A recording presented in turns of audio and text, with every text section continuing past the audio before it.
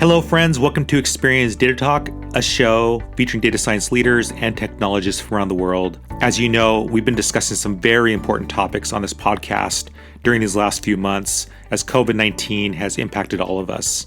As a quick reminder, we spoke with Dr. Marcelo Yanka at ETH Zurich in episode 121 about responsible ways to use digital data to combat COVID-19 and ways to address the privacy issues surrounding health data. We also spoke with Dr. Jason Wingard, Dean at Columbia University, in episode 124 about how COVID-19 has impacted students and how they're preparing grads for the future of work and what work will look like in 5 to 10 years. And last week, we talked with Renee Cummings at Urban AI about ways to combat racism in artificial intelligence and steps we can take to reduce racial bias and improve the social consciousness of our data science teams. If you didn't get a chance to download episode 128, please do that.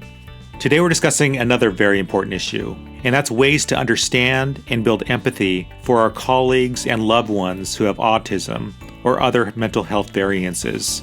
And we're honored to have Dr. Camilla Pang as our guest. Dr. Pang was diagnosed with autism, ADHD, and anxiety at a very young age, and fell in love with math and science because it could help her better understand our world. She went on to earn her PhD in structural, chemical, and computational biology from University College London, and now serves as a postdoctoral scientist in translational bioinformatics. She's also a fantastic writer and the author of the new book, Explaining Humans: What Science Can Teach Us About Life, Love, and Relationships, published by Penguin Random House. Her insightful book combines scientific analysis, personal anecdotes, and notebook illustrations to help explain complex human issues like dealing with perfectionism, managing fear, how to build empathy, and ways to form close connections with others, even if we struggle with social anxiety.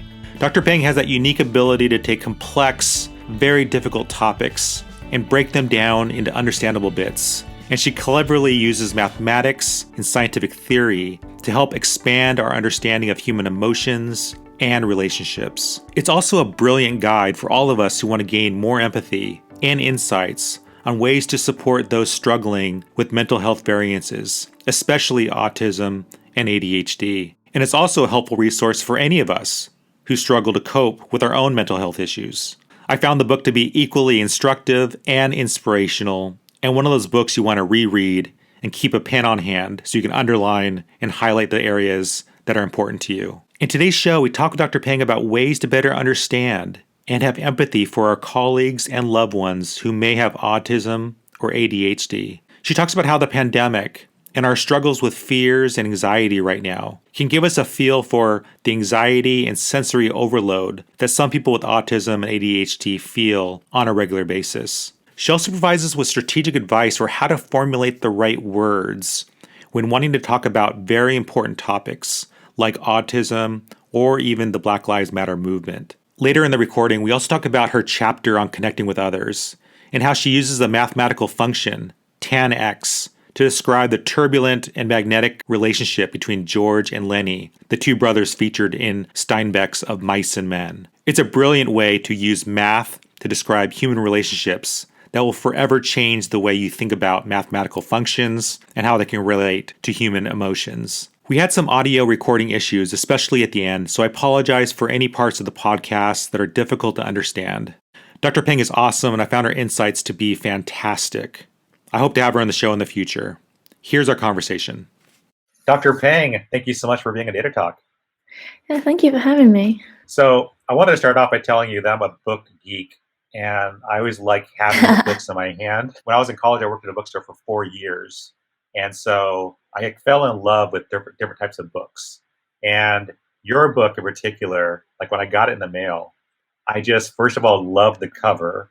And for those listening to the podcast and can't see it yet, it kind of has this kind of leather feel to it. So that when you rub your hands up against it, there's no smudging, which I love that in books because you can't damage the book by smudging your fingers on it, right? It's beautiful.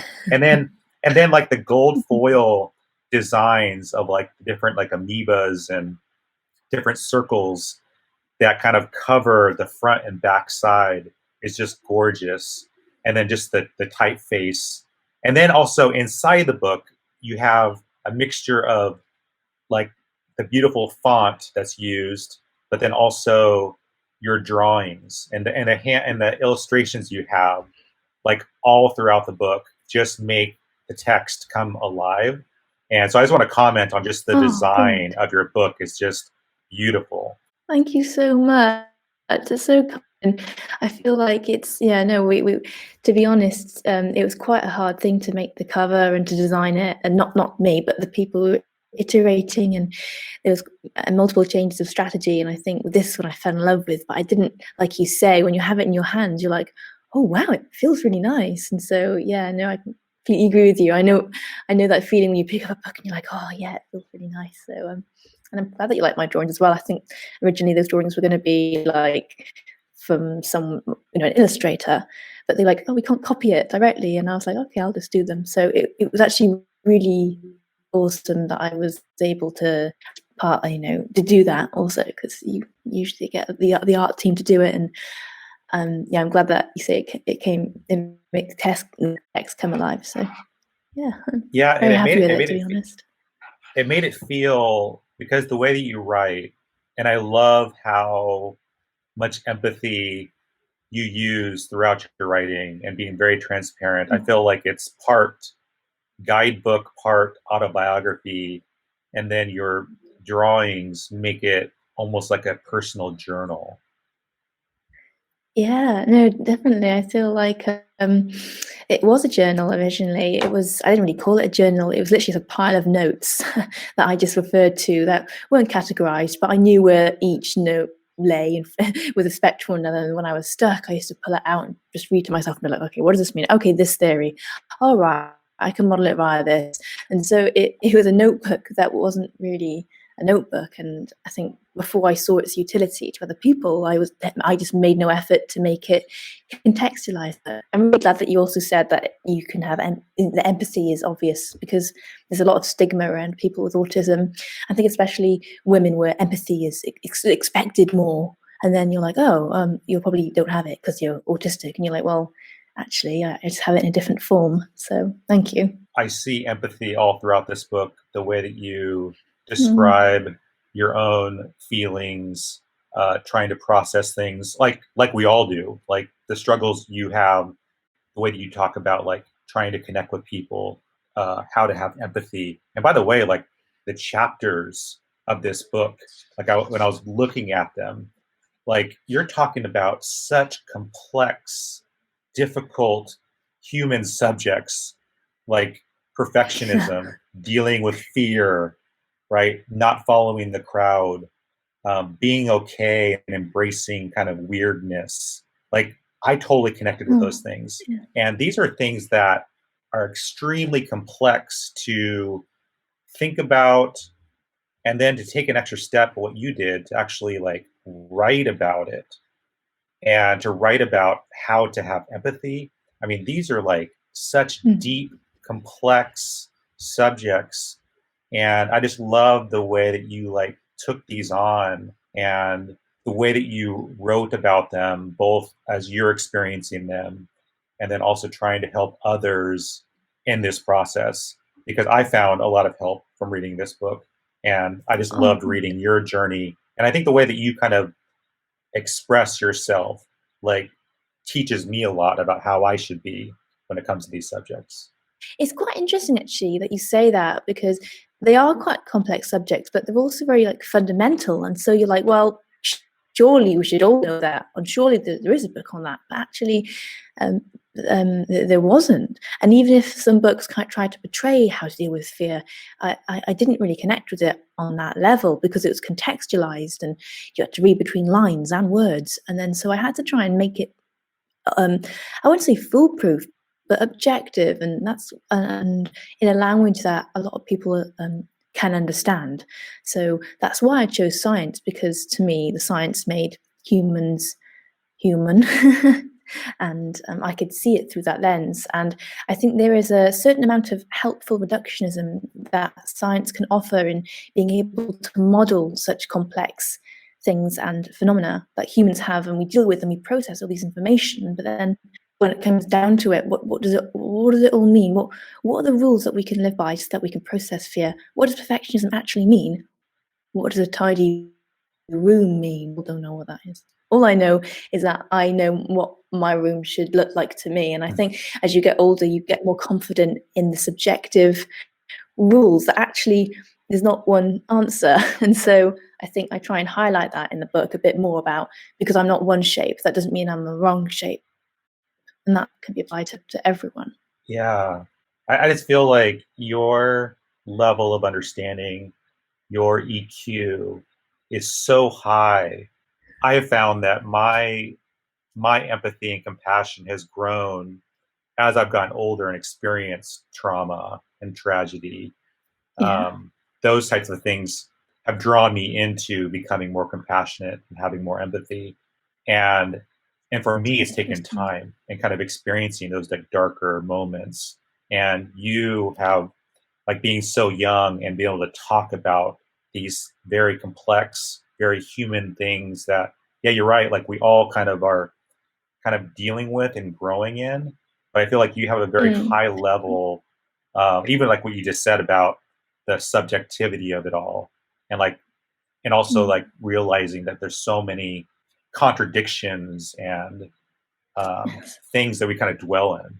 Definitely, and thank you for that. But I would like to take credit for that. But actually, that's all down to the fact that I do have autism and ADHD. And like you say, you learn through trauma, you learn through these extreme experiences. And when it comes to living with ADHD and mental health variances, I call them variances because disorders automatically puts me in a box and people don't listen. So actually, I'm going to say variances because it literally is a massive spectrum. Including bipolar personally, but there are similar symptoms, for say different personality sways, and I feel like that enables you to have some kind of emotional calibration and resilience, but also perspective, and that's something that I've got a lot more to learn. But I mean, don't we all? And I think when you have ADHD, you have to live within the turbulence of your mind. And so on a day-to-day basis, you can live an equivalent data, for a week, but then you're randomly in the same clothes and it's only 5 hours later. So actually you have a lot more input and a lot more processing to do, which is why we go through the inevitable emotions that humans go through on a longer time frame, which is why a lot of people be like, what are you on about? You're crazy. And then I'm like, you'll see. And then they do. And then and then when they feel that, they often come to me because they're like, oh, that's what you're on about. I thought you're just being weird. And I'm like, nah, it's kind of foresight that I want people to realize that at the end of the day, if we're all a simulation, then the people with mental health variances have had to process a lot more in a shorter time frame because of the senses, and that's just the way we're made. So you can call me crazy, and a lot of people have. That's actually a quote from the book. But I think there's nothing wrong with that if you have confidence that what you're feeling is inevitable for humans anyway. Like in lockdown, like everyone's feeling like, oh, anxiety and uncertainty. Oh, I'm overwhelmed. Hypochondria, and I'm like, just every day. So yeah, I could talk about that for quite a while. So if you have any questions about that, then feel free. I think getting to what you just said about being like, how do we become more sensitive to those around us as we're all processing things differently? We all have different backgrounds. We all deal with stress and life differently because we all have different backgrounds. We've all had maybe different traumas or have had different difficulties in our past. Yeah. So how we're processing things or dealing with people or events, sometimes when we don't have empathy, like we don't understand how someone else is approaching it because they're not approaching it just like us. I guess my question would be, how can we all be more sensitive and have more empathy for those around us, especially for those who maybe have autism or ADHD or are suffering from anxiety disorders? And just by the way, I've been very transparent in my own show that I have anxiety issues. I see a therapist. And so mental health is a very important topic to me. I would love to hear your perspective on this. Thank you for sharing that, because I feel like a lot of people, when they see a therapist, are like, oh no, but actually it's great. It's a form of debugging. That's what I call it as. And it helps clear your mind and to have something to bounce off, which is it's actually quite a personal thing to have a therapist, because not all of them work for you. So it's not just, oh, I'll get one from Tesco's. It can be a form of trial and error. It's actually really hard to find what works. In terms of empathy, I've been thinking about this, especially in the current climate, the social climate, with the Black Lives Matter, and it's such an important example, actually, because we could all learn more. I need to learn more, and you know why? It's not because I'm racist. I'm not racist, by the way. I feel like this subject of empathy is very much confused with sympathy.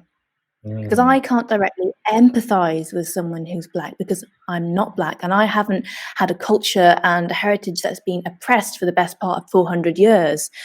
So the best that I can do is acknowledge my privilege with respect to them, but also know that as much as I want them to be equal and be like, oh, we're all equal, well, we're not, because the system isn't equal. And I feel like by acknowledging that makes you feel like, oh no, I'm a horrible person, but actually, you know, you're just acknowledging your privilege, and you're acknowledging what you need to know in order for you to be on some level, I wouldn't say equal, but to acknowledge what their person's history is, and not just as them as a person, but their heritage and their culture. So I feel like this is quite an asset. It's not just about knowing an individual, it's about knowing, I guess, the more sociological levels of how someone is brought up, the things you need to be aware of, the fact that, you know, if someone can't pronounce my name, therefore I'm less likely to get a job offer, or the fact that I need to, walk in the street and I've got my hood up, or that if you see, I'm not going to go into it, there's many different examples. But when it comes to mental health, it's a different ballgame completely, but it's similar in the sense in that to develop a sense of empathy, you can do that only by understanding. And it's really good that there are people out there who want to understand, and they say to me, oh, you're not autistic, or you don't look autistic. And I'm like, okay, I'm not quite sure what you're saying there, whether it's a positive or a negative thing. If someone knew what it was like, and I think that's the first step. And I think that my book, Then in Humans, it's my first step towards that. So people can be like, oh, that's what it's like. It's a bit like this science model. Because if I do it on psychological models, I find them quite hard to understand because they're based on human psychology. That's what I'm actually trying to crack. So mental health is something that can only be empathized with from a level of understanding and also acceptance. Like, I know some friends, I don't know the ins and outs of my autism, but they can help anticipate when I'm going to get anxious. But also, if I get anxious, they go, oh, you don't usually get anxious. They go, it's okay, Millie. It's just reassurance and just not judgment, basically. There's many other types of support, such as in schools. I mean, don't get me started on that.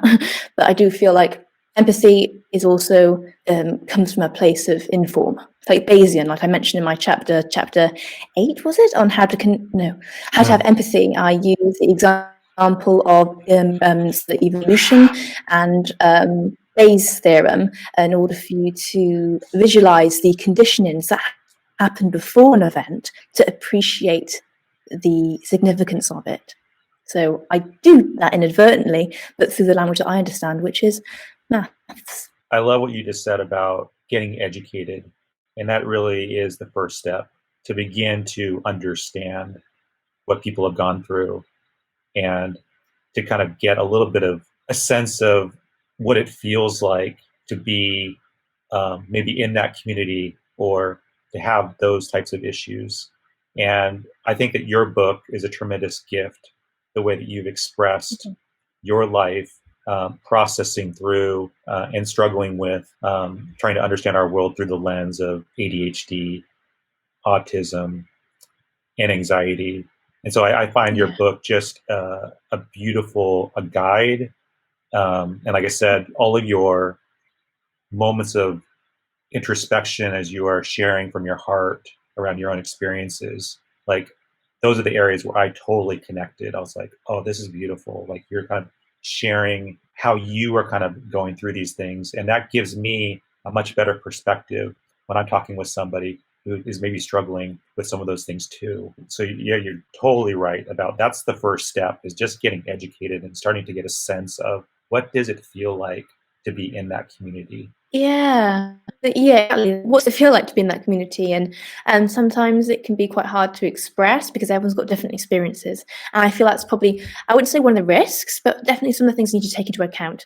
So I think one of the reasons why I try and make it clear that this is my form of autism. Everyone is very much different, manifests very differently. And I'm very lucky in that I can verbalize my feelings. Because quite a lot of people, even though those who are verbal, because you can have non-verbal forms of autism, find it hard to pick the words. That doesn't mean they have anything to say.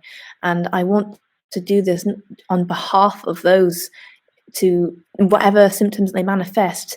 The common causes are due to these anxieties, uncertainty, and also it's a dysrhythmia. It's one of those things that is hard to describe. I was thinking about this the other day, and imagine you're really sensitive to hearing, like you've got a really high sense of sound, and you've got the radio on really loud, but then you don't know it's the radio that's playing, so you don't really know what to turn off or how to turn off or where. And so that's what it's like having autism quite a lot of the time, is you feel these things really intensely and try to make something like, where's that noise from? Why am I feel stressed? What is that? And so you try to make sense of what these associations are, but and also you're like, I feel really cold. What I feel cold? I don't know why I feel cold. And you don't even think to put the jacket on. So obviously, I'm not saying that everyone with autism and got the radio on loud. As a metaphor to describe the disassociation you have with such an intense level of sensory processing, but and the actual external environment help to be like, oh, Millie, you're probably hungry now, and I'm like, oh yeah. So it's that, but times a million for quite a lot of people. And I'm hoping that because I've got Asperger's syndrome, so which is not actually on the list of diseases, crudely speaking, I've got high functional autism, and I feel like if I can bridge what I feel from that common scientific route through that language, then I hope that I can voice this boiling under the surface for others. So that is basically the basis of the book. The way you verbalize and explain this is, like I said, it's totally a gift. It's a beautiful book, helps us to see your view of the world, and the way that you have processed this internally and to be able to write about these very, like I said, talking about connecting with others or having empathy or dealing with fear. Like, these are big human subjects that we're all like struggling with. But on top of that, like people who are suffering from anxiety, like that's another level. Like what you just said, like now you're magnifying it 1,000 times potentially, and trying to understand that perspective. Like, we need books like this. We need your voice to be able to help us get educated so that we can help gain more empathy, more understanding. And so that when we talk to people who are also suffering from maybe anxiety disorders or depression or fill in the blank, whatever it is, like these are the types of books that we need, the resources we need to help us have those conversations. Because I think what's hard, Camilla, is like coming up with the words. And you come up with the words in this book, which takes a lot of time and thought. And for me, I know that I struggle with certain things where, especially very sensitive issues, maybe like talking about Black Lives Matter, like there's a lot of racial issues that I'm not right now getting educated on as well, and trying to understand, like, what can I do to be an anti-racist? And so in my own education, like I'm trying to like get educated, but then also like, how do I form the right words? Because sometimes I don't want to like make a mistake and say the wrong thing. You know what I mean? Yeah, exactly. How do I stand it? If I've got all these words, I've got all these emotions, I want to stand up. What do I say? So I think that's probably hard as well. So not only is it understanding it, and once you understand it, you're like, how do I act? And then when I act, what do I say?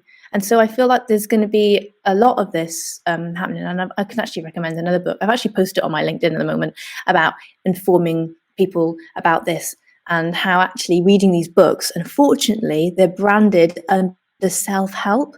And then that automatically gets rid of lots of listeners because they're like, oh, I don't need to know that. I'm not that type of person. But actually, this isn't self-help. This is political anthropology and being aware of the social tapestry we live in today and how it operates. And I feel like a lot of people, if you're tongue-tied as to what to say, you have social anxiety, or if you don't have social anxiety and you're like, oh, I keep saying the wrong thing, then this is, I wouldn't say self-help, but this is where you need to educate yourself in political anthropology. We've got feminism, we've got sexism, we've got ableism, and we've got racism. There's lots of isms. And if you brand it under self-help and dismiss it, then that's a bad move because you're not helping yourself. It's beyond ignorance, to be honest. And I feel like a lot of people don't want to read these because they're scared to look back at themselves thinking, oh, I didn't know that before. I don't like that feeling, which is understandable. I get it. But if you associate yourself with self-help and you dismiss these valuable books, then you are going to be behind, put it bluntly. But this is why they exist. This is why they exist. And it's being able to identify the books that you resonate with and that you could act upon. The one on racism is actually me and white supremacy is my current favorite because it enables me to think about how I'm acting and what that and how I can portray myself and express myself. Because the last thing that you want as a human is to be so anxious you can't express yourself, because then you internalize everything and then you end up with depression. So, and I talk about that in chapter 5. I just love how you just mentioned, like, sometimes how we categorize books. Sometimes we just dismiss them. And I was just thinking about I was just thinking about your book and like having worked at a bookstore in college, like how I would categorize your book. Like your book belongs in so many sections. Like it definitely can be in the technology section, the math section. It can also be in the kind of self-help section. It could also be in like the inspirational section. Like there's so many different ways that we can categorize your book because it touches us on so many different levels. And I got to tell you, as I was an English major in college, and so when I read your section, Amazing. I think it's chapter 8. We were talking about connecting with others. Maybe that's chapter 9. And you talked about like, and I was like heartbroken. Yay. I was so heartbroken, Camilla, because you're talking about that. In high school, we kind of read Of Mice and Men, very popular book, and you were doodling and kind of like expressing yourself, like, but for some reason you got singled out and were called out upon to like react quickly on what was what's Of Mice and Men. Tell me about the relationship between the brothers. And you used math to explain the relationship. And I thought it was brilliant, like what you said. Like, I was like, oh my gosh, like the level of understanding of what's going on, and you were able to express it with a mathematical function. I was like blown away. And for some reason I was completely dismissed. I felt so bad. I was like, oh man, this is what ruins people when they never pursue English lit. I like that you mentioned that chapter because that was quite close to my heart, especially that anecdote, because it's that you answer English in terms of like, she wanted me to be like, oh, they were brothers, but but she to me wanted me to clearly 10x. Because it described it not only, but it also asymptotically, and to me it made perfect sense. I described that in the book, and I think it's important to have come back up. I think that's the thing. It's having the idea of being able to back it up with why. I think that's really important in not only gaining confidence, but also enabling you to listen to and believe that what you're saying is actually valid.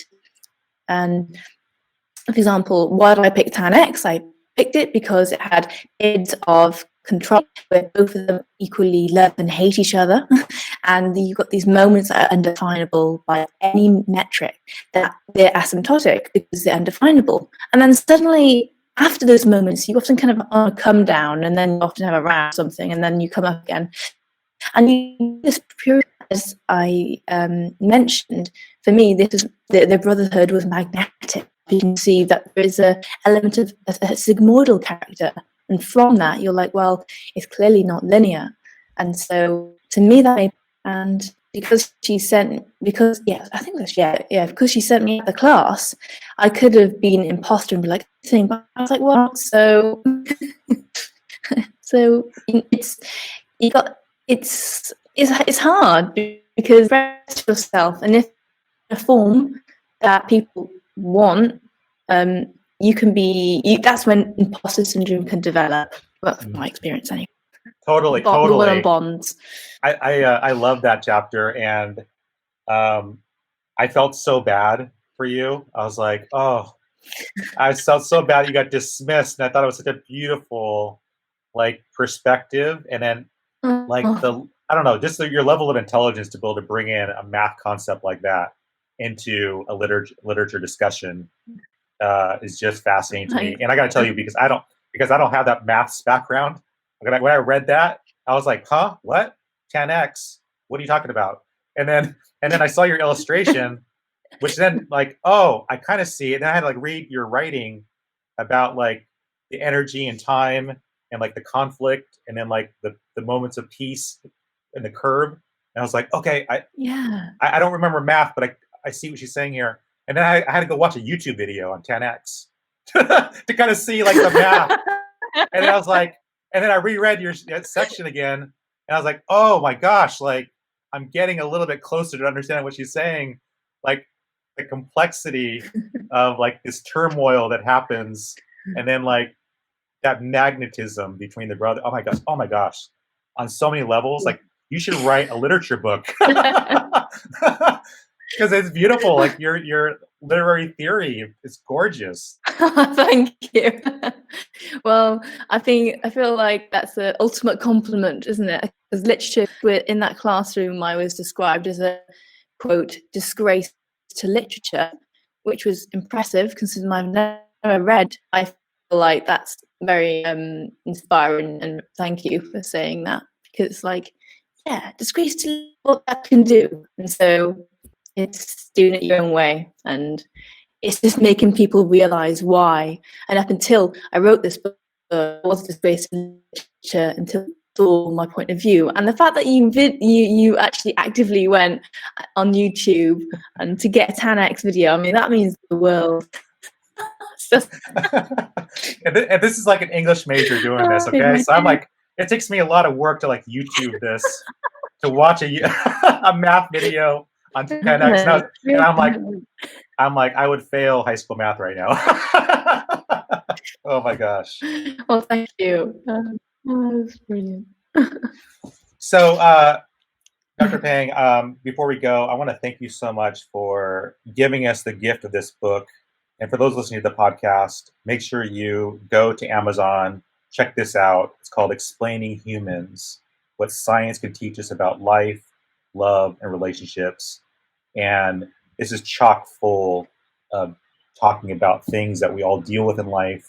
Like we said, like, big topics around dealing with fear, struggling with perfectionism, embracing our own weirdness and our own uniqueness, how to grow in empathy, how to connect. And Dr. Pang takes these very complex human subjects that we're all dealing with and breaks them down and gives us a kind of a scientific view on how to understand these subjects. And I found it completely fascinating. This is something you want to have on your shelf. Like, and because I have the hardback, and I totally recommend getting the hardback version from the UK, because it's beautiful and gorgeous. And when it's in your backpack, it's not going to get all messed up because it has a nice hardback. Yeah.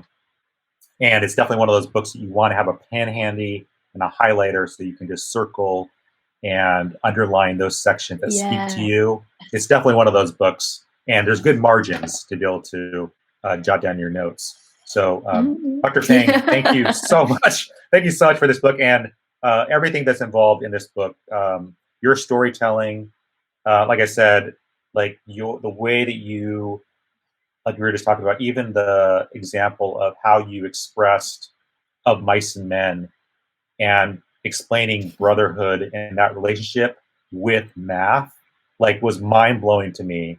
And like I said, like it was so deep and meaningful. Like I had to go search out like more about 10x on YouTube because I don't have a math background. And then when I started to like see it, I was like, this is so gorgeous. Like, I'm like, I could never do that. I could never like take that. But the way that you're able to like mix all those things together and share those stories with us is a beautiful, beautiful gift to all of us. So thank you so much for doing this. Thank you so much. It's kind of you to say. And if it's made you feel, if it makes one person Google 10x or feel affinity, then it's all it. So thank you so much. It's literally been an honor. And Dr. Pang, for those that want to follow your journey, keep up with your writing, what's the best way for them to do that? Oh, probably or Instagram. Instagram is more, I prefer it because it's more pictures. But yeah, Instagram, Millie Moonface. I'm not quite sure whether you have my Instagram, but it's probably on my LinkedIn somewhere. It's on my website where you can, it's literally www.camillapang.com, but then /. Yeah, I'll send the details. Okay, excellent. And what I'll do is I'll make sure to link to your personal website, your LinkedIn profile, your Twitter account, and Instagram. I'll link to that on our Experience Global News Twitter as well. I'll link to that on our global news blog so that Awesome. people can easily connect with you and follow you there. And of course, we'll also link to your book on the Viking Penguin website as well as on Amazon. Amazing. Thank you. That'd be awesome. Cheers. Awesome. It's fun talking to you. It was great talking to you. Thank you so much, Dr. Pang, for being on Data Talk. Yeah, thank you. Yeah, it's been really fun. Thank you so much for listening to this episode of Data Talk. We share out new episodes every single week, and you can find the full catalog of previous episodes as well as YouTube videos by going to the Experian news blog. The URL is just experian.com/datatalk. And as always, we love hearing from our community. So if you have any comments or suggestions for future shows, please reach out. You can find us on Twitter at Experian Data Lab, or you can always reach out to me directly. My email is michael.delgado@experian.com. Take care, and we'll chat next week.